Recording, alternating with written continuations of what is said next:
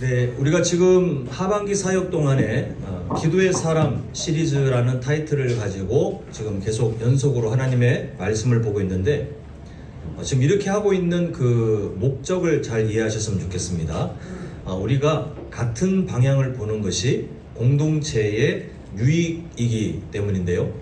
이번 한 해 동안 우리는 지금 여기 보고 계시는 그 한 해 우리의 공동체 비전처럼 기도로 이어지는 하나님께 이어지고 이웃에게 이어지는 그 교회 또 그런 성도의 삶을 배우기 위해서 우리가 상반기에는 기도 학교를 통해서 함께 보았고, 그래서 위를 향하는 기도의 제목, 또 우리의 내면을 붙들고 하나님께 나아가는 안을 향하는 기도, 또 바깥으로는 사역적인 형태로 바깥을 향하는 그 기도의 제목들이 우리 기도에 골고루 있는 것이 건강한 기도다라는 것을 보았고, 이제 하반기 사역 동안은 성경 속에 하나님께서 사용하신 또 하나님 앞에 간절히 엎드렸던 기도의 사람들이 있는데, 우리가 그 사람을 주목하는 것이 아니라 그 사람에게 역사하신 또 그들을 그렇게 그 자리로 부르신 하나님을 우리는 계속 보고자 합니다.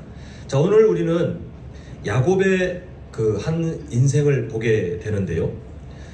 우리가 우리 자신에게든 다른 사람에게든 이런 평가를 내릴 수 있잖아요. 철이 없다, 철이 들었다. 이렇게 뭔가 어떤 사람을 또 우리 자신을 볼 때 내가 참 그때는 철이 없었지, 아니면 누군가를 볼 때 참 철이 들었구나, 이렇게 뭔가 평가를 내릴 때 그 기준이 잘 보면 사실 그 내면의 성숙함에 따라 있어요. 그게 뭔가에 대해서는 되게 많습니다. 뭐 부모님을 대하는 태도, 아니면 인생을 대하는 태도, 뭔가 여러 요소들이 있는데 그 어떤 요소가 긍정적인 성장의 모습, 과거에는 그런 성장이 보이지 않았는데 그럴 때는 항상 우리가 참 철이 없네 저 사람, 이렇게 말하는데 그 성장이 없었던 부분이 어느 순간 성장의 모습을 보이면 철이 들었구나, 우리 스스로를 평가하든 아니면 다른 사람을 이렇게 칭찬할 때 그렇게 우리는 어떤 요소를 말하는데요. 오늘 우리가 좀 주목하고자 하는 한 부분이 뭐냐 하면, 자신의 연약함을 아느냐 모르느냐에 따라서 아는 사람은 우리가 좀 철이 들었다, 여전히 자신의 연약함을 전혀 인정하지 않고 살아가는 사람은 우리가 여전히 철이 없구나, 이렇게 우리가 한번 판단을 해볼 수 있더라는 것입니다.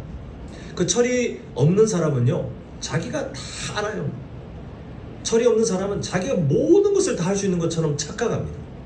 그렇게 막 그냥 자신의 그 연약함을 깨닫지도 못하고 내가 그냥 하면 다 될 것 같고 내가 그냥 다 아는 것 같고 그렇게 세상을 천방지축처럼 살아갑니다. 근데 철이 든 사람은요, 자기가 뭔가를 알아도 혹시 틀릴 수 있기 때문에 그 아는 것을 막 드러내지 않고, 또 자기가 뭔가를 할 수 있는 것이 있지만 그러나 늘 실수할 수 있다는 그 연약함을 아는 겸손한 태도를 유지해요. 그러면 우리는 철이 든 사람, 이렇게 말하는데 이게 신앙생활에도 그대로 적용되더라고요.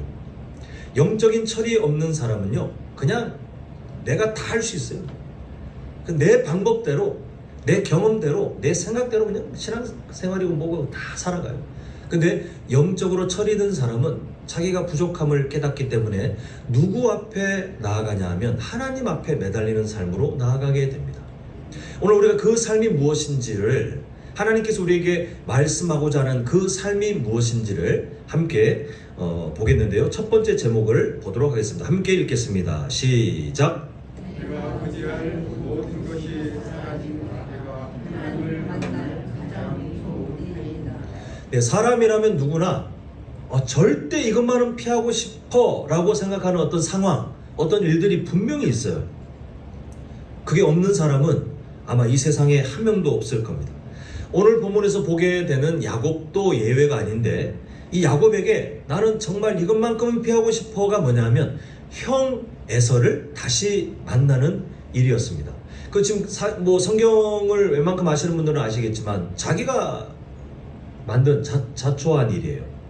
순리를 따르지 않고 자신의 욕심, 욕망을 따라 간사한, 그 어찌 보면 재능이지만 하나님 앞에서는 그게 마치 저주나 마찬가지인 야곱의 그 간사한 머리를 따라서 장자의 축복을 가로채기 위해 아버지 이삭과 형 에서에게 사기를 치지 않습니까? 그 야곱은 그게 옳다고 생각했어요. 그걸 얻기만 한다면 옳다.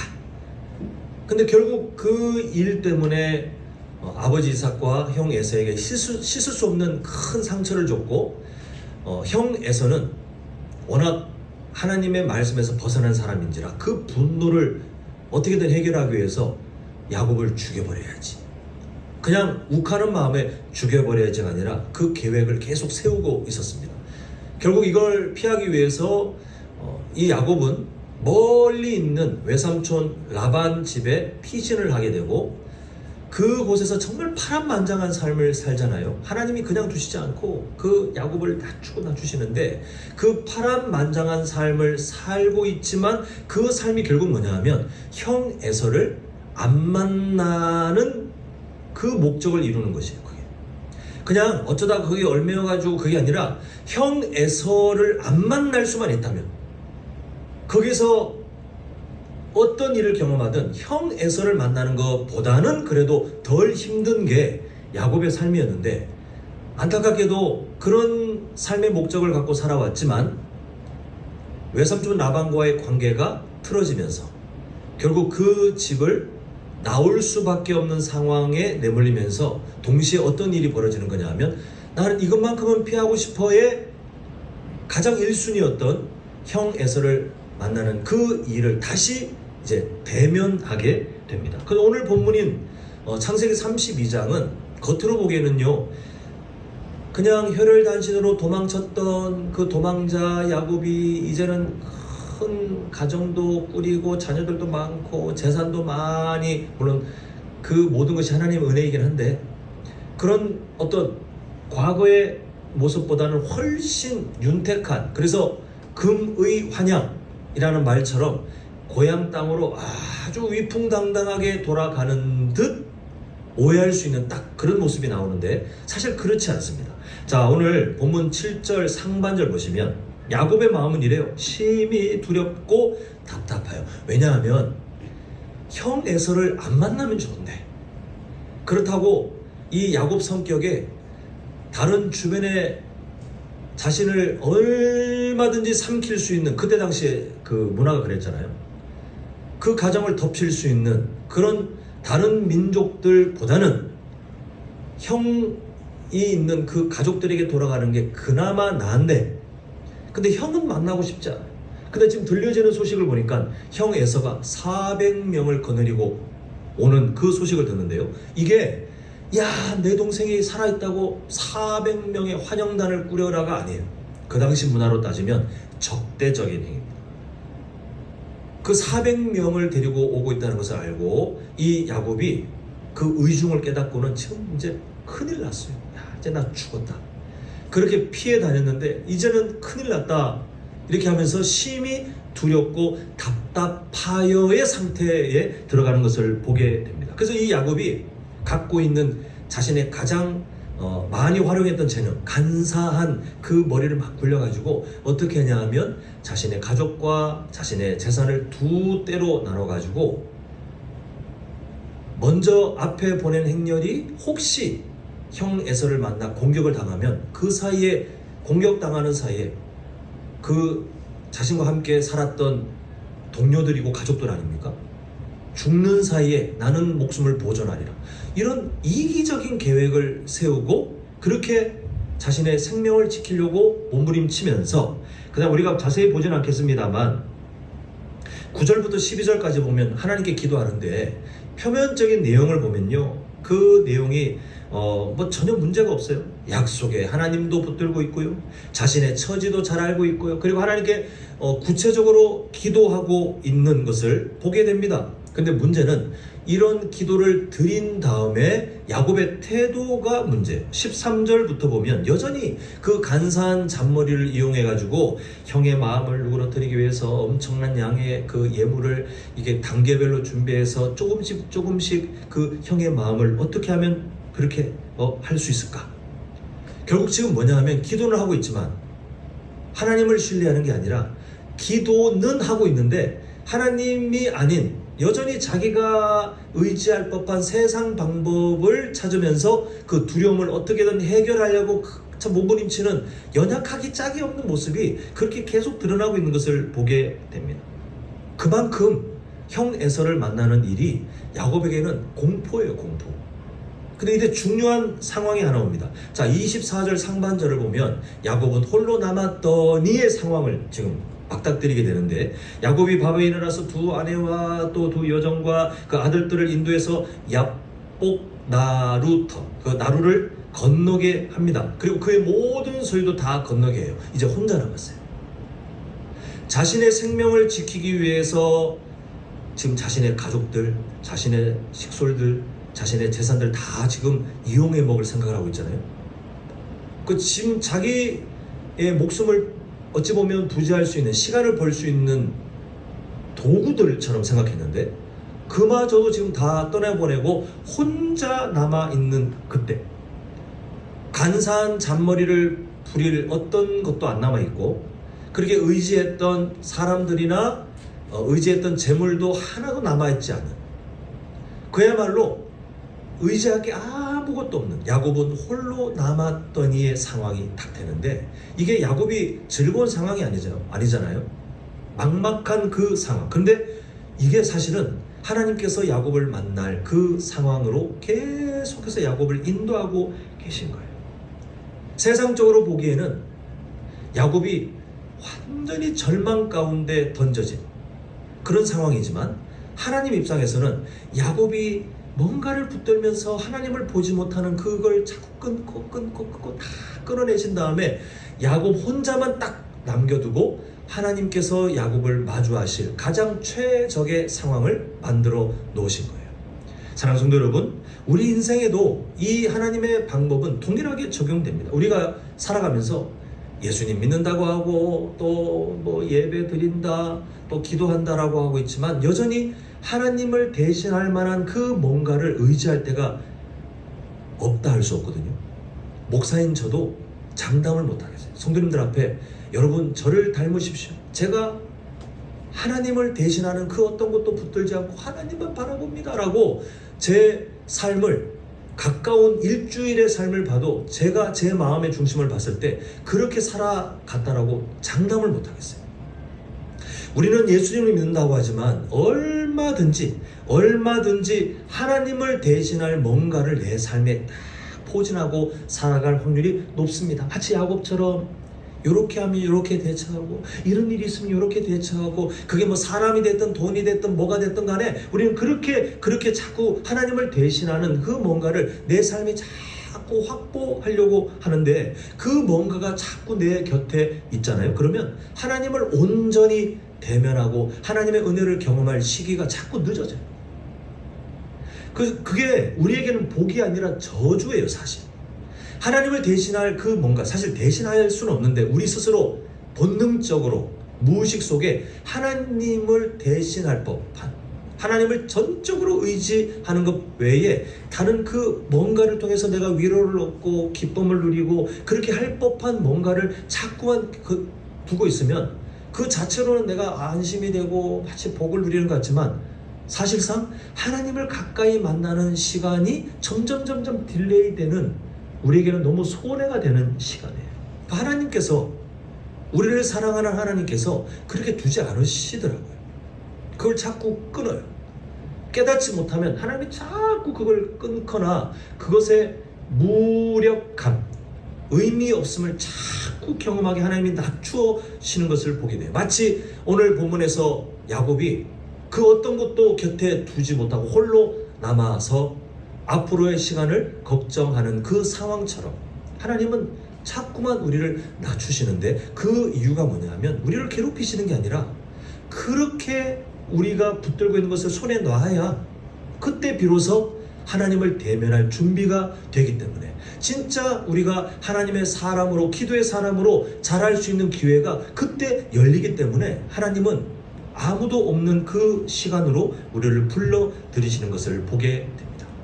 자, 우리 한번 두 번째 이제 제목을 함께 읽겠습니다. 시작.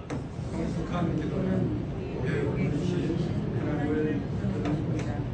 이제 홀로 남은 야곱에게 정체불명의 누가 갑자기 와가지고 막 몸싸움을 하기 시작해요. 한글 성경에 이제 씨름이라고 되어 있지만 사실상 그냥 아니 진흙탕 싸움처럼 몸싸움. 아무도 없다고 생각했는데 갑자기 누군가 달려드니까 야곱은 살기 위해서 이제 죽기 살기로 막 몸싸움을 하고 있는데 그 정체불명의 존재가 누구냐? 다른 성경의 증거를 통해 우리는 이미 알죠. 하나님. 하나님의 사자라고도 등장하지만 그러나 본질적으로는 야곱을 하나님께서 드디어 만나 주시는 것을 우리가 보게 됩니다.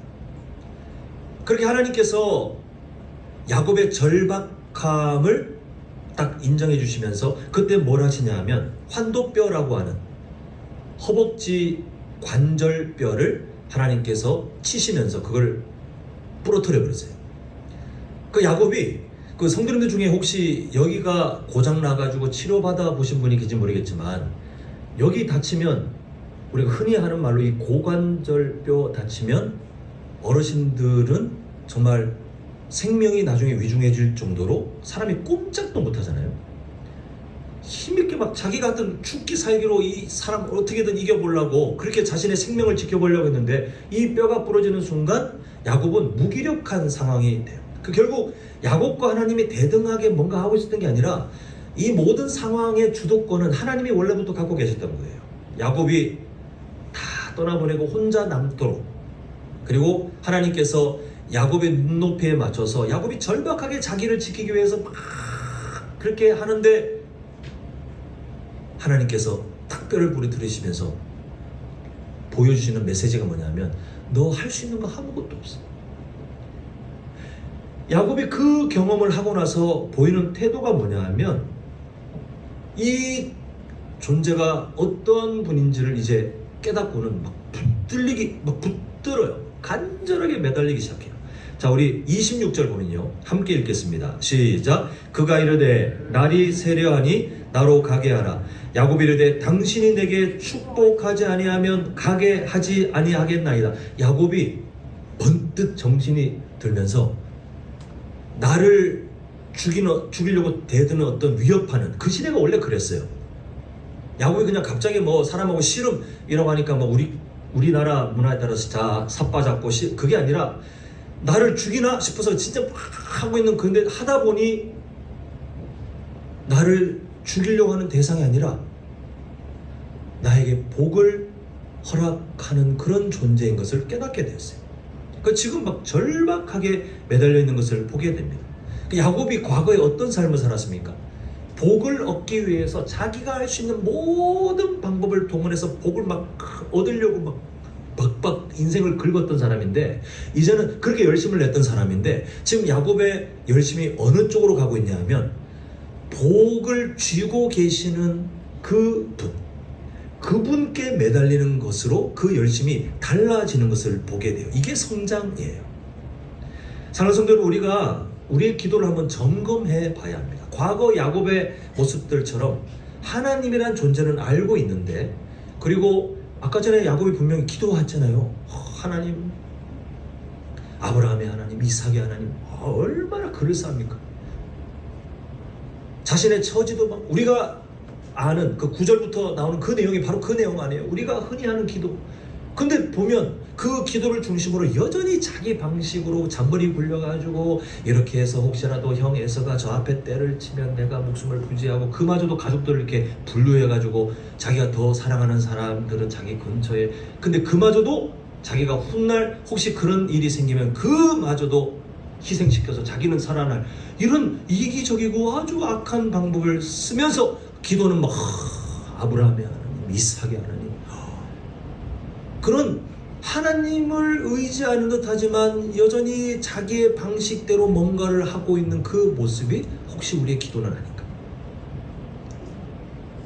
내 방식대로 정해놓고 이대로 해주시오라고 하나님 앞에 청구서를 막 들이밀며, 내가 원하는 방식을 정해놓고 목적지를 정해놓고 그게 마치 기도의 응답인 것처럼 하나님 앞에 막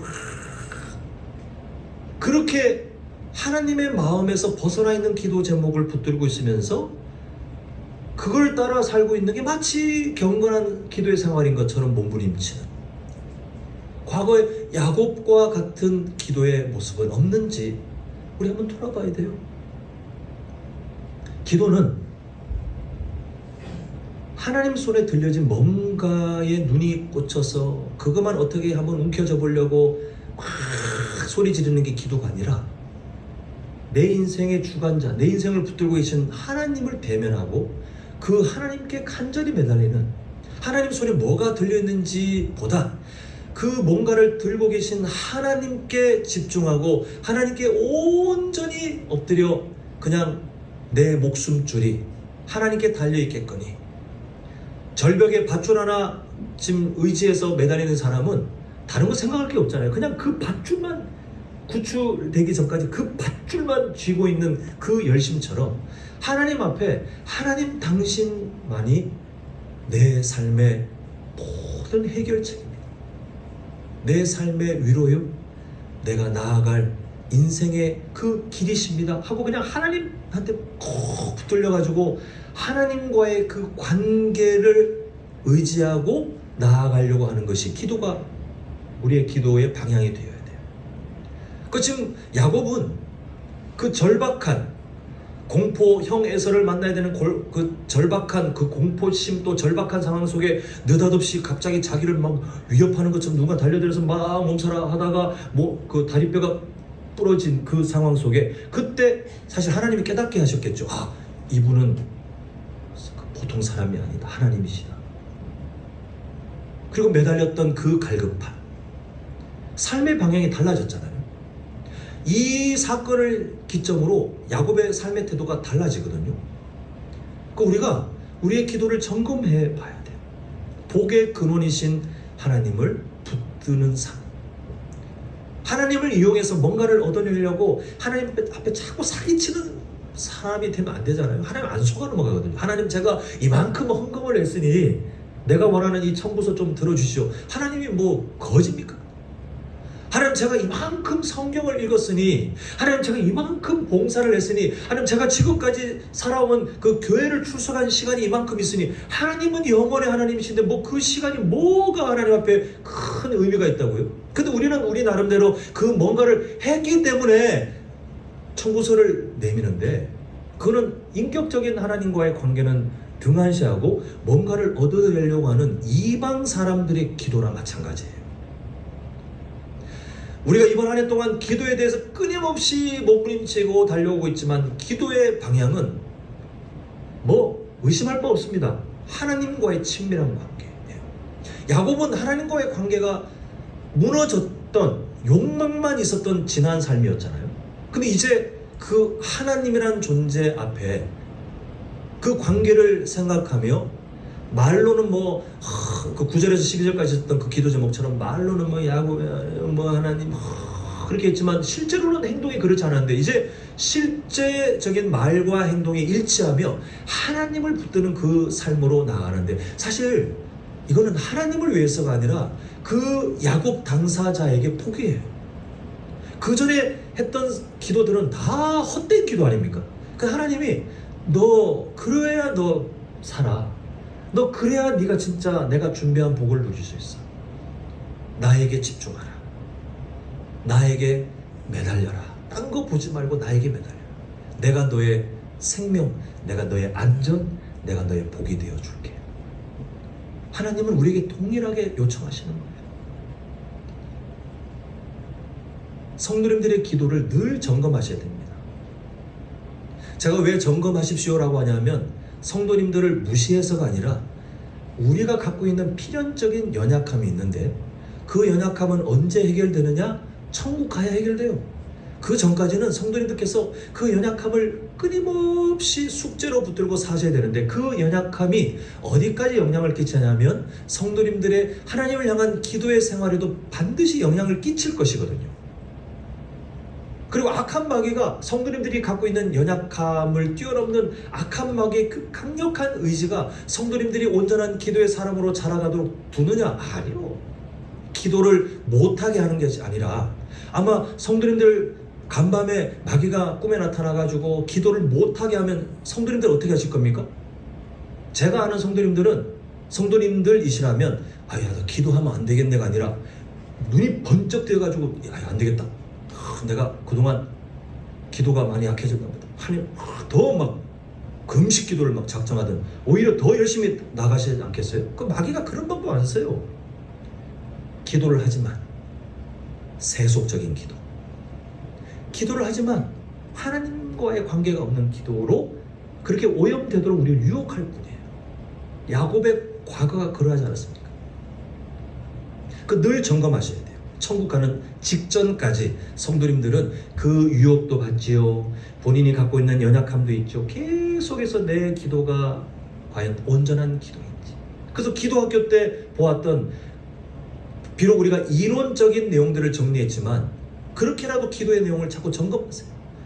위를 향하는 기도, 하나님을 존중하는 기도의 제목들이 포함되어 있는지, 그냥 기도하자마자 느닷없이 막 청구서를 던지는 것처럼 이거 해주시고 저거 해주시고 아멘 끝 하고, 그게 아니라 하나님이 어떠한 분인지 내 삶의 고백을 담고, 또 나의 영적 성장을 하나님을 바라며 나의 연약함을 온전히 드러내는 하늘 향하는 기도를 꼭 담아 놓으시고, 그리고 나만, 우리 가족만이 아니라 기도의 문을 더 넓혀서 우리가 기도 하나님께만 이어지는 게 아니라 이웃에게 이어지기를 꿈꾸고 있잖아요. 사역적으로 세상을 향하고 그렇게 하는 기도 제목을 반드시 내가 기도의 내용 안에 넣어야 되겠다. 억지로라도 하면 우리의 기도가 점검이 되잖아요.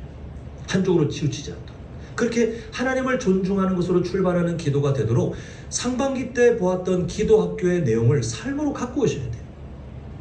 그래야 지금 하나님이 야곱을 훈련시키시는 그 기도처럼 하나님께 절박하게 매달리며, 그러나 하나님이 아닌 하나님 손에 들려진 것을 추구하며 그게 마치 나의 신앙생활인 것처럼 착각하지 않도록 하나님께서 우리를 도우실 때, 상반기 사역의 기도학교 때 우리가 함께 보았던 내용들이 그때 그런 열매들로 또 우리에게 도움이 되는 내용들로 사용될 수 있습니다.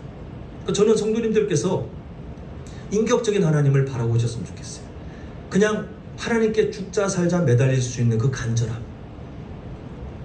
그럼 우리 인격적이신 그 하나님이 복의 근원이신 하나님을 향해 몸부림치는 우리를 안아주시고, 우리에게 하나님 스스로가 답이 되어주시면서 우리가 생각했던 것보다 훨씬 유익한 삶의 모습들을, 마치 선한 목자가 양들이 바라는 것보다 훨씬 유익하고 안전한, 그리고 필요한 길로 인도하는 그것처럼 우리에게 하나님께서 역사하실 것입니다. 자, 마지막 세 번째 제목을 함께 읽겠습니다. 시작. 기도의 사람 그 자체가 하나된 것입니다. 자, 지금 절박한 심정으로 하나님 앞에 막 매달려 있는 그 야곱에게 하나님이 세 가지 선물을 주세요. 첫 번째 보면 하나님께서 야곱에게 뭘 주셨어요? 새로운 정체성을 허락하셨어요. 하나님께서 묻죠. 야곱의 이름을 묻습니다. 근데 이 질문은 하나님이 야곱의 이름이 갑자기 생각이 안 나가지고 건망증이 오셔가지고 얘가 야 뭐더라? 그래서 물어보시는 게 아니라, 이 이름은 우리나라 문화에도 이름이 중요하지만 이 히브리 문화에서, 특히 이 고대 근동 시대의 이름은 그 사람 인생 자체를 담고 있거든요. 그래서 지금 야곱에게 이름을 묻는 게 뭐냐 하면 야곱의 정체성을 건드리는 거예요. 너 인생, 너 어떤 삶을 살았니? 너 지금까지 어떤 삶을 살았어? 근데 이 야곱이 자신의 이름을 말할 때에 뒤꿈치를 잡은 자, 속이는 자, 이런 이름을 갖고 있는 그 야곱이요 라고 말을 하지만, 그게 알았는지 몰랐는지 몰라도 하나님께서 야, 너 어떤 인생으로 지금까지 살았어? 너 누구야? 너 과연 어떤 사람이야? 너 자신 알아? 라고 질문했을 때 야곱이 자기도 모르게 그걸 깨달았든 몰랐든 입 밖으로 내놓은 답이 뭐냐면, 그 이름을 풀어 해석하면 하나님, 저는 속이며 살았던 사람입니다 라고 자신의 정체성을 그렇게 말한 거예요. 근데 하나님께서 그 정체성을 멈춰버리시잖아요. 너는 이제 속이는 사람이 아니야. 이제는 이스라엘, 새로운 정체성, 그 정체성을 하나님께서 부여하시는 것을 보게 돼요. 자, 두 번째 복이 뭐냐 하면 하나님께서 야곱에게 어떤 은혜를 주셨다고요? 브니엘. 하나님께서 야곱에게 가끔씩 찾아와가지고 야곱이 그때마다 하나님을 발견한 게 아니라, 사실 하나님은 야곱이 그 어머니 태에 생기기도 전부터 그 야곱의 삶을 이미 준비하셨고 야곱의 인생 모든 과정에 함께 계셨던 분이에요. 바빠가지고 어떤 때는 멀리 가셨다가 어떤 때는 잠시 한가해서 같이 계셨다가 아니라 늘 함께 하셨는데 야곱이 그걸 모르고 끊임없이 자기 방식을 사용했을 뿐이에요. 근데 그 미련한 상황 속에 하나님이 그 인생을 끌어서 하나님의 은혜가 있는 자리로 초청하셨을 때 그때 이 야곱이 기념하며 남겼던 이름들이 있는데 우리가 잘 아는 처음에 도망쳤을 때 광야에서 만났던 하나님 벳엘, 그 이름을 신앙 고백으로 딱 기념했잖아요. 그러나 그 뒤의 삶은 여전히 사람은 당장에 안 바뀌어요. 그 지금 오늘 본문에서 하나님이 또 그렇게 만나주시니 이제 자신의 신앙 고백으로 말을 하기를 브니엘. 자, 우리 30절 한번 보겠습니다. 야곱이 그곳 이름을 브니엘이라 했으니 왜냐하면 하나님과 대면하여 보았지만 내 생명이 보전되었기 때문에. 그렇게 깨달은 거예요. 이분이 하나님이셨는데 내가 지금 저 멀리서 하나님의 음성을 듣는 것만 해도 대단한 일인데 하나님하고 대면해가지고 막 하나님이 나를 실물 교육을 시키려고 막 몸싸움 하시고 막 내 뼈를 부러뜨리고 막 그때 하나님을 만났는데 내가 지금 목숨을 부지하고 있어. 분이에 그렇게 신앙 고백을 하도록 하나님이 그 자리에 선물로 하나님께서 은혜를 주셨어요. 자, 세 번째 선물이 뭐냐 하면 하나님께서 야곱에게 어떤 흔적을 남겨주셨다고요? 겸손의 흔적을 남겨주셨어요. 자, 이게 좀 중요한데요. 31절 보겠습니다. 보면 그가 분이엘을 지날 때 해가 돋았고 그 다음에 야곱의 지금 시점, 이 상황 시점으로 야곱의 몸이 더 좋아졌습니까? 장애가 생겼습니까? 이거 좋은 일이 아니에요. 솔직히 인간적으로, 그냥 인간적으로 안 좋은 일이에요. 근데 하나님이 이렇게 하신 이유가 있어요. 야곱이 절대 잊지 않도록. 베델에서도 하나님을 만나주셨지만, 하나님께서 만나주셨지만 그 뒤에 라반의 집에 살 때 보면 뭐 신앙이 뭐예요? 다 잔머리 자신의 욕망 여전히 야곱이었어요. 근데 하나님께서 이 야곱에게 새로운 정체성을 부여하시면서 야곱이 평생토록 잊지 않도록 몸에 겸손한 흔적을 남겨놓으셨는데 우리가 충분히 유추할 수 있지 않습니까? 이제 야곱은 몸으로 따지면 이전보다 더 안 좋아졌어요. 장애가 생겼어요. 평생 절어야 돼요. 근데 절 때마다 언제를 떠올리겠습니까? 브니엘 그때에 하나님께서 자신을 대면하여 자신에게 새로운 정체성을 주시면서 하나님께서 나를 만나 주셨는데 우와, 내가 생명을 보존하고 내가 새로운 정체성을 와. 근데 그 흔적이, 그 은혜의 경험이 언제 살아나냐 하면 다리를 절 때, 자신의 몸에 장애가 있다는 것을 깨달을 때마다 내가 왜 절지? 이게 아니라 자기가 이유를 알잖아요. 그때 하나님이 내 이 뼈를 부러뜨리셨지. 내가 지금 비록 장애를 입고 있지만 그때마다 누구를 떠올리냐면 하나님을 떠올리는 거예요.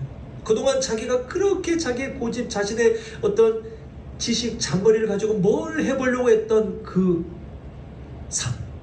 근데 하나님이 뼈를 부러뜨리셨을 때 야곱이 무기력한 상태가 되었잖아요. 지금 자기가 장애가 입은 것처럼 더 연약해졌어요. 그런데 오히려 그 무력한 상태가 되었을 때 하나님이 야곱을 만나주시면서 새로운 정체성을 주시고 앞으로의 미래를 약속하신 거잖아요. 그것처럼 지금 자기가 이제는 다리를 절고 이게 장애가 생겼지만 그 연약함을 볼 때마다 하나님의 전능하심, 자신에게 역사하시는 그 하나님의 사랑을 이제는 일생토록 잊지 못하도록 하나님이 그 삶의 겸손한 그 연약함의 흔적을 남겨주시는 것을 보게 됩니다. 이 과정을 통해 야곱이 완전히 다른 사람으로 달라져요.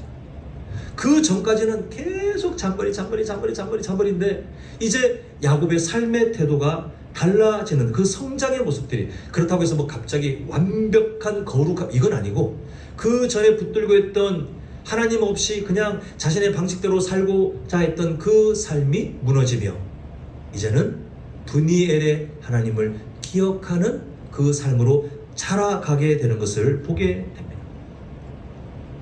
그 야곱의 기도가 뭐였습니까? 인생의 위협이 사라지는 거였어요. 근데 하나님은 여전히 인생의 그 위협, 형 에서가 갑자기 지구상에 사라진 게 아니라 여전히 그대로 있습니다. 근데 형 에서는 그대로 있지만 야곱의 마음을 바꿔버리셨어요. 그랬더니 이 야곱이 달라진 인생을 살아가게 되었는데, 이게 오늘을 살고 있는 우리에게 하나님이 베푸시는 열심과 동일해요.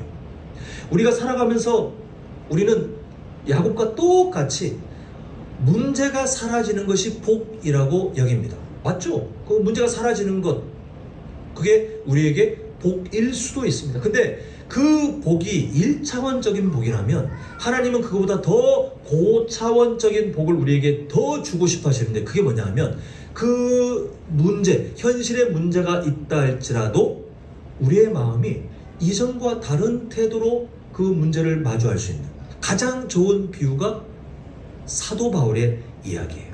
자, 우리 한번 고린도후서 12장 9절, 이거 저번에 얼마 전에도 인용했으니까 잘 아시는 거죠. 사도 바울에게 있었던 육신의 그 연약함, 사람들에게, 학자들의 추정에 의하면 사람들 앞에서 사역할 때 그게 방해가 될 정도로 연약한, 혹시 그래서 간질이 아닐까라고 학자들은 추정합니다만, 이게 사도 바울에게 얼마나 상처였는지 하나님 앞에 그렇게 간절하게 이게 낫도록 간구했는데, 결국 문제를 해결해 주시기를 간구했는데, 자, 보시는 것처럼 하나님은 문제를 그냥 두시겠대요. 너 은혜가 족하다, 하나님께서 그렇게 설명하십니다. 그 이유는 내 능력이 지금 네가 갖고 있는 연약함을 통해서 오히려 이 세상에 더 드러날 것이기 때문에. 너는 문제가 사라지기를 구했지만 나는 문제를 계속 둘 거야. 여러분, 이거 우리 솔직히 실망스럽지 않습니까? 우리가 만약 이런 입장이라면 실망스러울 거예요. 바다는 드리겠으나, 뭐 하나님 이렇게 말씀하시는데 뭐 우리가 어떻게 하겠어요? 근데 바다는 드리겠으나 우리 감정적으로는 실망스러울 수 있잖아요. 근데 하나님은 이렇게 단만하시는 것이 아니라 사도 바울의 마음을 바꾸세요. 그래서 이렇게 됩니다. 사도 바울이 어떻게 반응했냐? 그러므로 도리어 어떻게 크게 기뻐할 일이 아닌데 하나님께서 그 삶을 바꿔놓으시니 여전히 문제가 남아있지만 오히려 그걸 통해 하나님을 보면서 하나님의 계획을 알면서 하나님의 일하심을 소망하면서 크게 기뻐했다. 그냥 예의상 예 하나님 뭐 알겠습니다가 아니라 하나님 뭐 얼마나 크게 기뻐했는지 모르겠지만 오히려 문제를 대면하며 기뻐하는 삶으로 자라가요. 그리고 나의 여러 약한 것들에 대해서 그래 좀 숨겨야지, 내가 사역자로 살면서 이거는 그래도 최대한 숨겨야지가 아니라 오히려 약한 것들을 자랑하는, 그 자랑을 통해서 하나님을 드러내는 그런 사명자로 하나님이 아예 바꿔버렸어요. 하나님께서 야곱에게도 사도 바울에게도 그리고 우리에게도 동일한 사랑을, 열심을 내고 계세요. 문제만 해결되기를이 아니라 그 문제가 있음에도 전혀 흔들리지 않는 하나님의 사람으로 자라가기를 바라시는 그 사람. 제가 1년 중에 엄청 많이 쓰는 그 말인데, 시냇가에 심겨진 나무 같잖아요. 환경과 상관없이, 환경과 전혀 상관없이 그 척박한 광야에 심겨져 있으나 철을 따라 열매를 맺고 잎사귀가 마르지 않는 생명력을 가진 그 존재, 그런 존재로 우리가 살아가길 하나님은 계속해서 바라시며 우리를 돕고 계세요. 그 시편 1편 3절에 보면 형통한 사람이래요. 그게 환경에 얽매이지 않고 살아가는 사람, 형통한 사람. 하나님은 그 일을 이루시고자 우리에게 성령 하나님을 임재시키셔서 늘 동행하시고, 마치 시냇가에 심겨진 나무 옆에 시냇물이 계속해서 영양분을 공급하는 것처럼 우리를 도우시는 성령 하나님이 우리와 함께 계시며, 오늘 새벽 예배 때 주제 아닙니까? 우리를 도우시도록. 그래서 우리가 환경을 뛰어넘어 그 하나님 앞에 성숙한 기도의 사람으로 더 자라갈 수 있는 그 고차원적인 복을 먼저 누릴 수 있도록 하나님께서 우리를 인도하시는 것을 보게 됩니다. 결국 기도의 진짜 유익은요. 자, 한번 저를 따라 하겠습니다. 기도의 진짜 유익은 기도의 진짜 유익은 내가 원하는 것을 얻는 것이 아니라 내가 원하는 것을 얻는 것이 아니라 하나님을 얻는 것이다. 하나님을 얻는 것이다.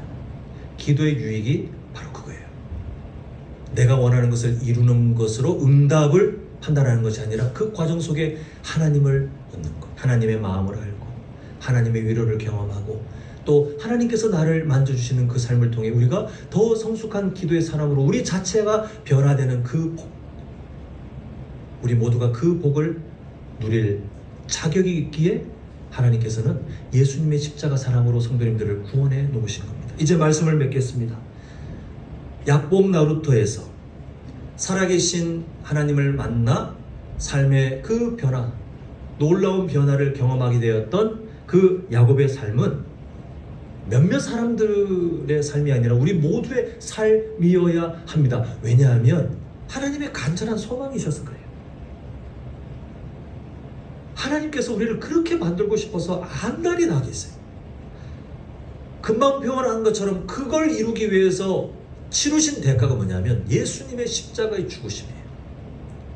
그냥 예수님께서 십자가에서 나를 위해 죽으셨습니다 하면 항상 한국교회 성도들이 빠지는 착각이 뭐냐면 나를 천국에 보내시려고. 아니요, 그거는 그냥 부록이에요. 부록, 보너스. 천국 가는 거는 구원받은 사람이 훗날 누리게 되는 그냥 자연스러운 복. 하나님께서 예수님의 십자가 사랑을 우리에게 허락하신 것은 성도님들의 삶을 천국이라는 어떤 미래 그 신비로운 곳에 오게 하시는 그게 주 목적이 아니고, 우리가 최근에 자꾸 보았던 말씀 아닙니까? 원수되었던, 하나님과 원수되었던 우리의 삶을 하나님과 화목하여, 원래는 죄에 놓였던 죄인이었지만 단번에 아예 의인으로 옮기셔서 다시는 이 삶과 상관없게 아예 하나님이 사랑으로 못을 박아 하나님의 자녀로 살아가도록. 그때 마귀가 옆에서 뭐라고 하겠죠? 하나님, 무슨 의인입니까? 무슨 하나님의 자녀입니까? 저렇게 여전히 죄를 짓는데. 그때 하나님의 대답, 아니야, 얘 내 자녀 맞아. 아직 연약할 뿐. 아직 더 자라가면 되지. 얘는 내 자녀야. 너 입 닥쳐. 하나님의 마음은 변함이 없어요. 그 하나님의 꿈이 뭡니까? 죄인인 사람을 의인으로 바꿔서 하나님과 원수되었던 존재를 하나님의 자녀로 바꾸신 다음에, 여기서 아예 출발시키신 다음에 우리가 이 세상을 살고 있지만 하나님으로부터 누리는 그 복을 더 많이 배우고 더 누리고 살아가도록 하시는 것이 하나님의 간절한 꿈이에요. 천국 가는 거는 훗날 보너스라니까요. 하나님은 이곳에서도 하나님의 자녀로 풍성한 은혜를 누리도록 시냇가에 심겨진 나무가 그렇게 생명력을 누렸던 것처럼 그저 교회 출석하며 일주일 동안 정신없이 살다가 또 주일이네, 헌금 보자, 1,000원짜리 몇 장 그냥 종교생활하는 것처럼 그렇게가 아니라 매 순간마다 매일마다 나를 구원해 주신 그 하나님의 사랑에 우리가 취해서, 그 사랑에 우리가 흠뻑 젖어서, 때로는 고난이 있고 때로는 고독하고 때로는 내가 피하고 싶은 어떤 상황 가운데 내몰린다 할지라도 나를 구원하신 그 하나님이 여전히 나의 하나님이시고 나와 동행하고 계시고 여전히 내 삶에 가장 좋은 것을 이끌고 계시는 하나님이 너무 분명하기에. 왜 분명합니까? 예수님의 십자가의 죽으심이 그 사랑을 확증해 주셨다고 하잖아요. 그거보다 더 큰 일이 어디 있겠느냐라고 하시면서 그 사건을 통해 내가 너를 이토록 사랑한다, 하나님은 우리에게 그 마음을 계속 보여주고 계시잖아요. 그러므로 우리는 그렇게 일상을 살아가는 거예요. 그게 구원의 은혜예요. 그게 예수님 믿는 사람이 이 땅에서 놓치지 말아야 될, 매일마다 목말라 하셔야 될 구원받은 사람의 삶이에요. 오늘 야곱의 삶을 우리가 잠시 보았지만 그냥 야곱의 삶이 아니라 성도님들을 향한 하나님의 그 간절한 꿈이 담겨 있음을 절대 잊지 마셨으면 좋겠습니다. 우리가 그 마음으로 제목만 한번 쭉 보겠습니다. 자, 세 가지 기도 제목, 그 제목 한번 이어서 읽습니다. 시작. 내가 의지할 모든 것이 사라진 때가 하나님을 만날 가장 좋은 때입니다. 성숙한 기도는 복의 근원이신 하나님을 붙드는 것입니다. 최고의 기도 응답은 기도의 사람 그 자체가 변화되는 것입니다. 아멘이신가요?